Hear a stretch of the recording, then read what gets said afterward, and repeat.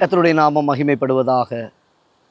தேவஜனமே, தேவ பிள்ளைகளே, தேவனாகிய கர்த்தர் உங்கள் ஒவ்வொருவரையும் உங்கள் குடும்பங்களையும் கர்த்தர் ஆசீர்வதித்து கிருபையாய் ஆண்டவர் வழி நடத்துவாராக. இந்த நாளிலும் நம்முடைய தியானத்திற்கென்று எபேசியருக்கு எழுதின நிருபம் 5ஆம் அதிகாரம் 22 மற்றும் 25ஆம் வசனங்கள். மனைவிகளே, கர்த்தருக்கு கீழ்ப்படுகிறது போல உங்கள் சொந்த புருஷருக்கும் கீழ்ப்படியுங்கள். புருஷர்களே, உங்கள் மனைவிகளில் அன்பு கூறுங்கள், அப்படியே கிறிஸ்துவும் சபையில் அன்பு கூர்ந்து. தேவ பிள்ளையே, இன்றைக்கு தேவனாகிய கர்த்தர் உங்களிடத்தில் 2 விதமான குணாதிசயங்களை கர்த்தர் விரும்புகிறார். 2 நபரிடத்தில் கர்த்தர் காரியங்களை கொடுக்கிறார். மனைவி மற்றும் கணவன், கீழ்ப்படிதல் மற்றும் அன்பு. தேவனாகிய கர்த்தர் சபைக்கு ஒப்பனையாக இங்கு இருக்கிறதான உங்கள் வாழ்க்கையை கர்த்தர் நியமித்து வைத்திருக்கிறார். சபைக்கு தலை கிறிஸ்து, புருஷனுக்கு தலை கிறிஸ்து. இப்போ ஆண்டவர் சொல்லுகிற வார்த்தை, உன் புருஷனுக்கு நீ கீழ்ப்படிய வேண்டும். வாழ்க்கையில் தேவன் உங்களுக்கு கொடுத்ததான கணவன். ஒருவேளை நீங்கள் நினைக்கலாம், இதுக்கு போய் நான் வாக்கப்பட்டனே, சொல்லுவோம், இப்படி போய் அகப்பட்டு கொண்டேனே. நீங்கள் வாக்கப்பட்டாலும் சரி, அகப்பட்டாலும் சரி, உங்கள் வாழ்க்கையில் அந்த ஒரு காரியத்திற்குள்ளே வந்துட்டீங்க, அது தேவன் கொடுத்தது. அந்த கணவனுக்கு நீங்கள் கீழ்ப்படிந்து தான் ஆக வேண்டும். அது மாத்திரமல்ல, மனைவி இவளை கெட்டுனதுக்கு அப்படின்னு சொல்லி அநேக கணவன்மார் சொல்லுவது உண்டு.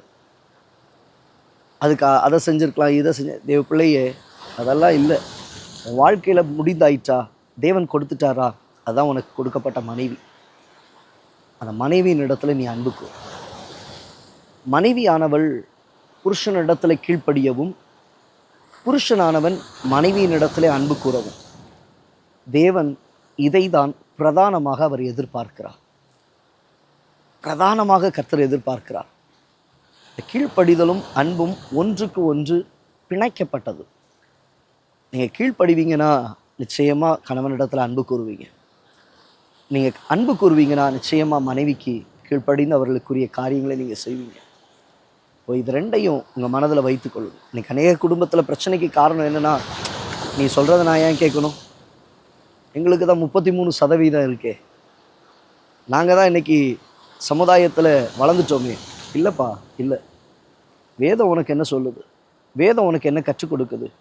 தேவன் உனக்கு கற்றுக் கொடுக்குற விதத்தில் உன் கணவனுக்கு நீ கீழ்ப்படிந்து தான் ஆக வேண்டும்.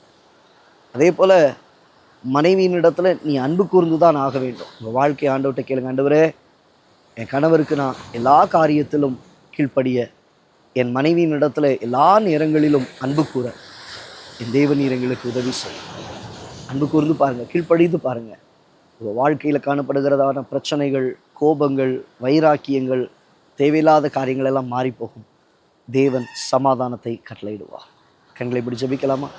நல்ல தகப்பனே, இந்த நாளில் தானே பிரச்சனைகளோடு கூட, போராட்டத்தோடு கூட குடும்பங்களில் காணப்படுகிறதான அந்த சூழ்நிலைகள் எல்லாம் மாறி போகட்டும். தேவ சமாதானம் அந்த குடும்பத்தில் இறங்கி வரட்டும். சந்தோஷத்தை தருவீராக.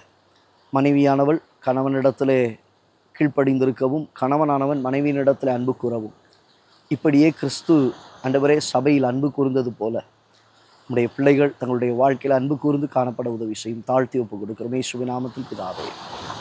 ஆம் தேவ பிள்ளையே, தேவனாகிய கர்த்தர் உங்கள் வாழ்க்கையில் காணப்படுகிற குழப்பங்கள், தேவையில்லாத பிரச்சனைகளை கர்த்தர் மாற்றி போடுவார். சமாதானத்தை தருவார்.